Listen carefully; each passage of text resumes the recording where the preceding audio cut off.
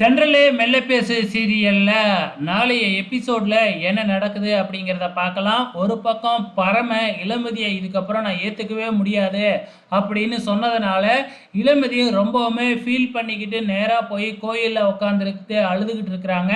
அந்த நேரம் பார்த்து இளமதிக்கு ஒரு ஃபோன் கால் வருது. வேற யாரும் இல்லை, நம்ம நர்மதா தான். கொஞ்ச நாளைக்கு முன்னாடி இளமதி கலா வீட்ல இருந்து ஒரு ஒர்க் பண்ணாத, அதாவது டிஸ்ப்ளே போன மொபைலை எடுத்து இதை சர்வீஸ் பண்ண கொடுக்க முடியுமா அப்படின்னு கேட்டாங்க இல்லையா? ஸோ அந்த மொபைலை சர்வீஸ் பண்ணிட்டாங்களாட்டுக்கு. அந்த மொபைலை வாங்கி பார்த்தா அதில் நம்ம இளமதியோட ஃபோட்டோ வால்பேப்பராக இருக்குது. இதை கேட்ட உடனே இளமதிக்கு ஷாக் ஆகுது. அதுக்கப்புறம் குடுகுடுன்னு ஓடி போய் அந்த மொபைலை வாங்கி பார்த்தா மொபைலுக்குள்ளே நிறையா ஃபோட்டோ இருக்குது, இளமதியோட ஃபோட்டோ. அப்போ தான் இளமதிக்கே தெரிய வருது, இது அந்த அசோக்கோட மொபைல் தான்.